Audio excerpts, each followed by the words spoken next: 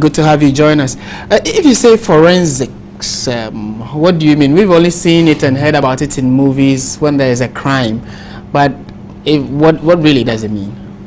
Well, in the simplest form, forensics or forensic science means applying science to law. So applying science to law. So forensic scientists apply scientific knowledge and methodology to civil and legal problems. So that is this. And is it always that forensics are able to help reach a conclusion of an issue? Not really. It isn't as always seen in the movies. Okay. That thing we call CSI effect. You know, the TV's movies create an impression that forensic has solution to everything, but we just support the criminal justice system using scientific knowledge and methods to solve cases. Is forensic purely just for criminal issues or security issues, or you can use forensics for, I mean, what else? Okay. Forensic is not only for the criminal or the security system. You can apply forensics in several other areas. As my colleague said, we are applying scientific knowledge to basically detect or prevent crime.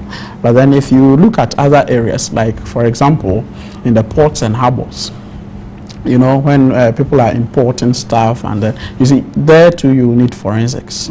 If you consider another issue, like during the biometric registration of the nation, involved in elections, involved in the production of ID cards and others, you need forensics.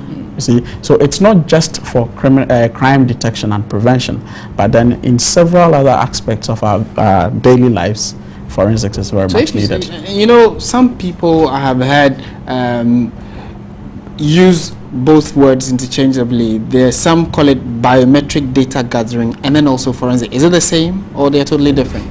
The data gathering is just a small aspect. Okay. Forensic is far-reaching.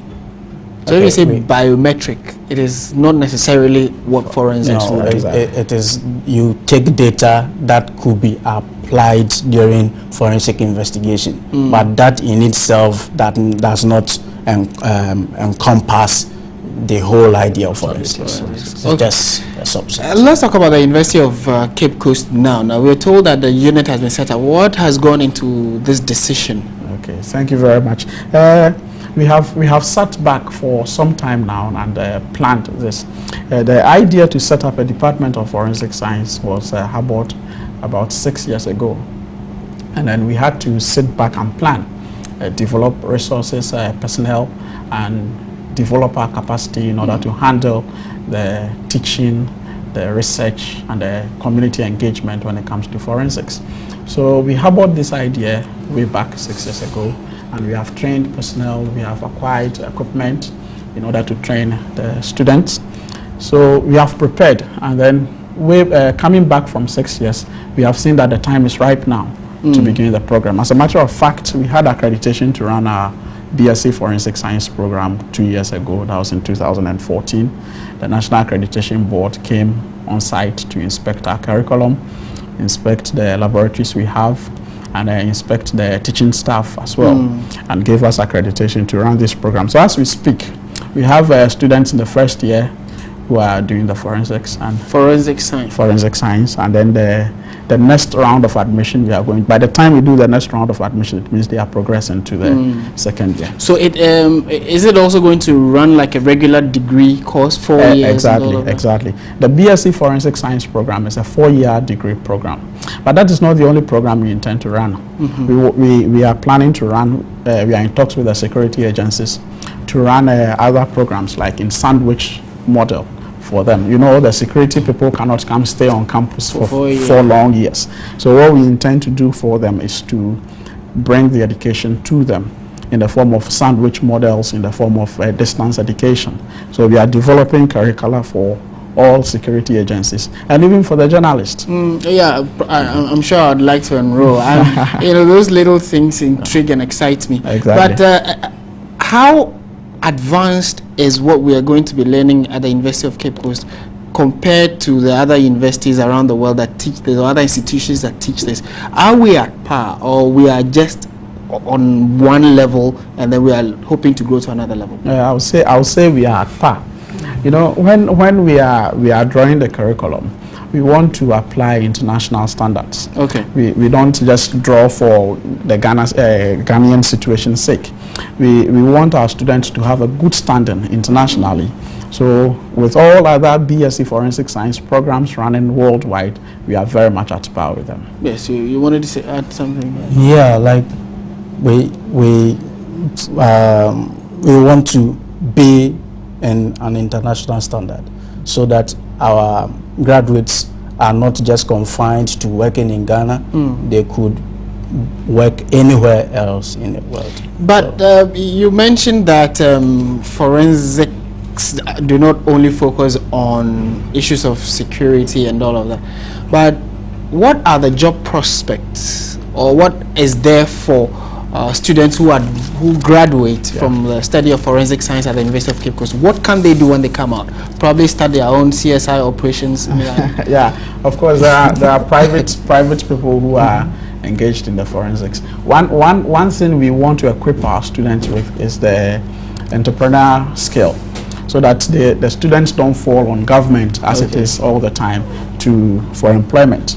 But then the major agencies where we expect, apart from the student applying their own entrepreneurial skill, where major agencies where we expect our students to fall on include the security service, as we've mentioned. That's the police, military, intelligence, customs, BNI, NACOB, and all those. We also expect our students to possibly go into the health industry, where of course forensic is very much needed, especially when you talk about DNA analysis and all paternity issues and all. In the health sector too, it's very much there, and you could actually use that in the diagnosis and of diseases as well, especially when there are emerging and re-emerging diseases. You could use some of these forensic technology in diagnosing them. In the insurance companies, of course, the forensics are also needed. And as I said, at the ports and harbor, in the financial institutions, in the legal firms, there are so many, the Food and Drugs Board, Standard Authority, and even in journalism. You know, when there's a crime scene, most often the first people who go to the crime scene are the journalists. You know, it's not uncommon to find somebody who has witnessed the crime call the journalist first instead of the security person. So the journalists normally get there first, and the conduct of the journalist at the crime scene may either hold the integrity of the crime scene or contaminate it.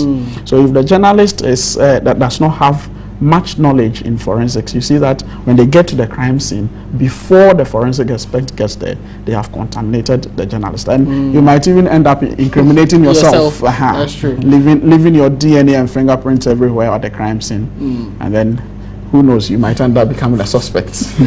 Yeah. If you have any additions, you can go on to add, and then we would also want to extend this to the fact that after 4 years they can start setting up their own, you know, would that be allowed, that maybe you have a crop of people who are now going to say that we are going to be dealing with, you know, specifics when it comes to criminal issues? We probably at a point in time would have so many people, and there will be counter arguments of it is like this, it's not like that. How do you intend to solve that? Well, that is one of the reasons why science is interesting. You know, these prospective graduates can set up their own organizations and become expert witnesses. For instance, let's say that there is fire somewhere, they suspect arson, there's fire investigation, and then a suspect is being prosecuted based on investigation of the scene by a certain group. The defense attorney can say that we need a second opinion. We also need an expert to analyze the report as a defense. So they can be expert witness at specific areas. So there wouldn't be any problem at all. You have been into the forensics for some time now. In Ghana, how much of it have we used? And how much of an impact do you think the University of Cape Coast's decision to start would help in that decision? I think that it is being used in Ghana. Is it? Yes, just that it doesn't have the publicity that, for instance, if you want to travel outside the country, you are required to get a police clearance certificate. You go there, they take your fingerprints, they run it in their system and ensure that you have no criminal records, and then they clear you. Okay. So they are using the fingerprints. Okay, in crime scenes, they have crime scene investigation teams that apply forensic knowledge. Okay, so but the human resource gap is so wide. So we want to train these people who could to fill those yes, slots. Exactly. And if you remember, just some few years ago, we had to import some forensic experts from the US, and when the Malcolm incident happened, we also had to export some experts from Israel. You see, that is the economic need, that the gap that we want to fill, so that when there are such incidences, we wouldn't need to go import outside. such people. We fall on. You see, importing those people are not only time wasting, but then we expose our country. We expose giving these foreign nationals vital information about our country. So if we have the experts here, we've trained the people and we have them here, then we don't need to fall on the foreign nationals. Okay.